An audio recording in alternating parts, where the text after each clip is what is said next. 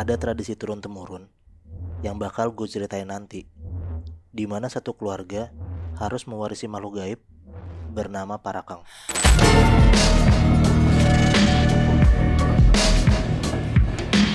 Dengarkan versi lengkapnya hanya di aplikasi Noise. Jadi gue mau ceritain suatu kejadian di salah satu kota tua di Sulawesi. Nama kotanya ini Gorontalo.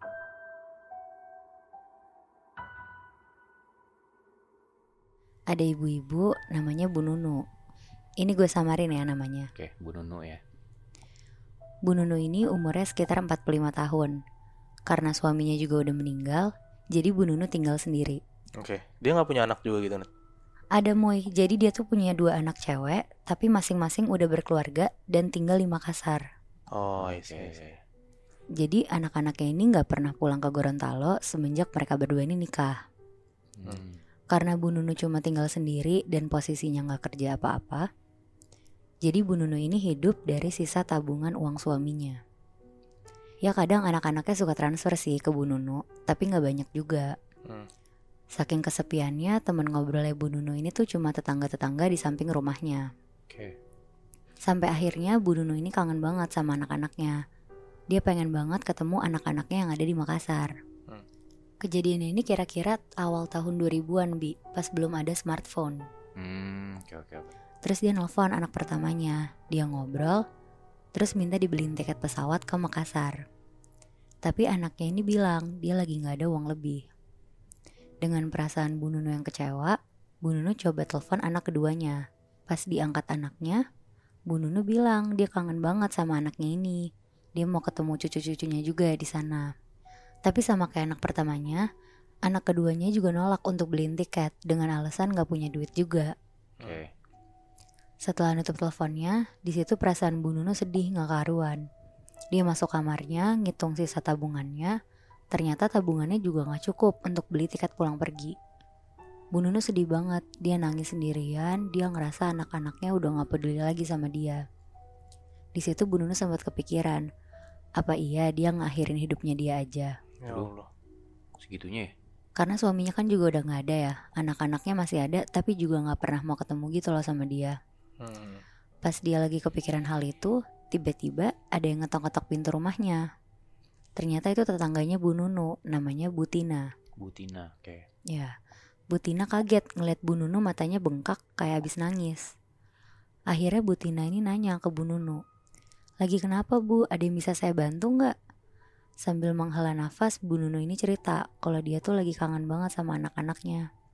Tapi karena kondisi ekonomi Bu Tina sama Bu Nunu ini sama, jadi Bu Tina gak bisa bantu Bu Nunu.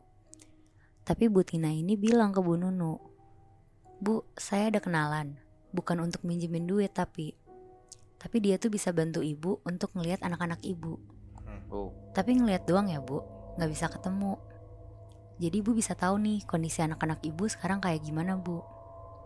Karena di situ Bu Nunu udah ngerasa putus asa, akhirnya Bu Nunu mau untuk ketemu temannya Bu Tina ini. Keesokannya sekitar jam 12 siang, Bu Nunu diajak sama Bu Tina ke rumah temannya Bu Tina ini. Kita sebut aja nama temennya ini Pak Burhan. Bu Nunu cerita ke Pak Burhan tentang keluh kesahnya mau ketemu anak-anaknya. Terus Pak Burhan ini nanya ke Bu Nunu, Bu, tapi ini gak semudah itu ya.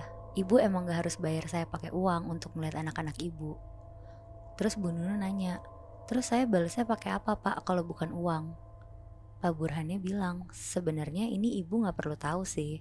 Yang penting ibu setuju dan ikutin arahan saya.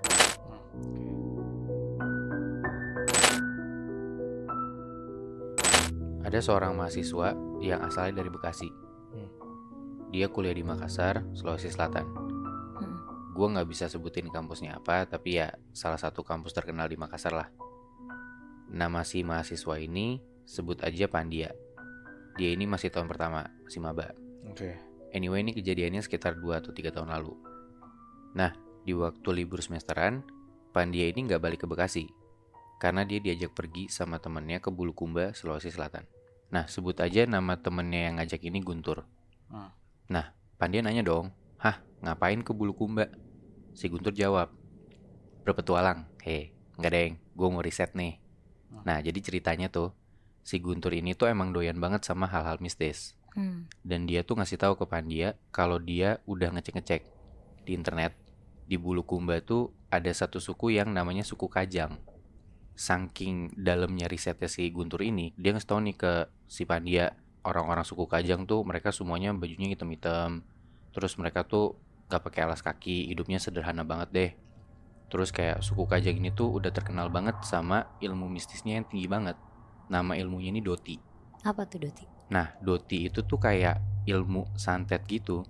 Saking tingginya, ilmu Doti ini bisa nyelakain orang yang kena ilmunya, bikin korbannya cacat seumur hidup, bahkan bikin orangnya mati, cuma dengan foto yang ditulisin nama calon korbannya. Anjing. Serem banget. Nah, tapi pakai ritual kayak pakai 1 ekor ayam putih, terus pakai segelas air putih, terus kayak ayamnya ini dipegang terus dihadapin ke air putihnya, dan kalau mantranya sukses, ayamnya tuh bakal mati dan air putihnya ini berubah jadi warna merah. Nah, terus Guntur juga baca di internet, ada satu kasus, ada mahasiswa nih lagi pergi KKN ke desa suku Kajang, dan gara-gara si mahasiswa ini gak sopan, si mahasiswa ini tuh kena ritual Doti. Dan bikin si mahasiswa ini jadi kayak orang gila yang lari-lari keluar sambil telanjang. Oh, fuck. Tapi itu kerasukan gak? Itu kerasukan gara-gara Doti. Oh. Nah, semua info itu tuh dikasih tahu sama Guntur ke Pandia, dan Guntur minta ditemenin buat kesana. Awalnya tuh Pandia sebenarnya nggak mau karena ya serem banget kan. Tapi Guntur bilang dia baca di internet kalau misalkan orang suku Kajang ini sebenarnya baik-baik banget, dan asalkan mereka nggak macem-macem, semua bakal aman-aman aja. Akhirnya setelah dirayu-rayu, akhirnya Pandia ikutlah sama Guntur buat kesana. Jadi waktu itu ada tragedi yang mengerikan banget yang menimpa sepasang cewek dan cowok di Sulawesi Selatan. Oke. Mereka berdua ini pacaran. Kita sebut aja nama ceweknya Ambar dan cowoknya itu Ben. Ambar sama Ben. Ya, Oke.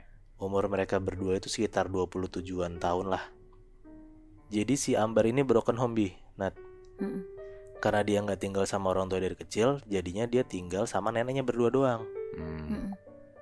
Pas pacaran sama si Ben ini, karena pacaran tuh udah sekitar 2-3 tahunan, berarti hitungannya udah serius dong. Iya. Ya kan otomatis berarti kalau misalnya udah lama juga pacarannya, si Ben udah sering banget ke rumah Ambar dan ketemu sama neneknya mulu kan. Jadi akrab lah, ibarat kata nih neneknya udah jadi kayak orang tuanya Ben sendiri lah gitu.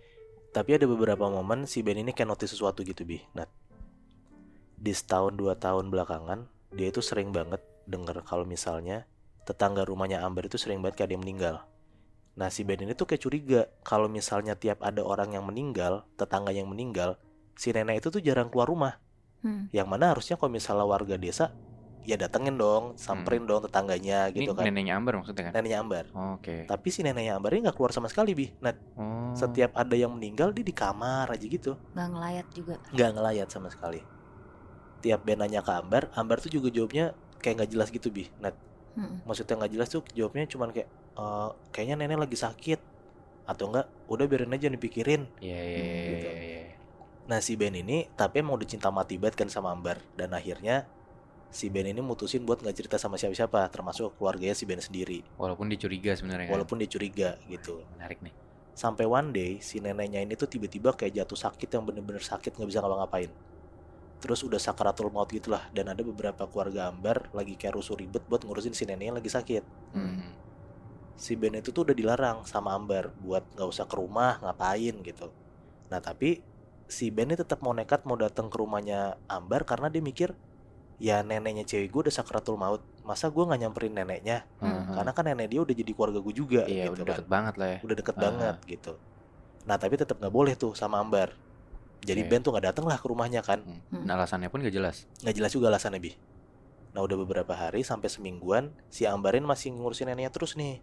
Ditanyalah sama Ben, gimana kabar nenek gitu kan. Kata Ambar, udah baikan kok, gak apa-apa kamu gak usah kesini ya gitu. Nah, tapi karena si Ambar ini ngurusin neneknya mulu, jadi gak ketemu sama Ben kan.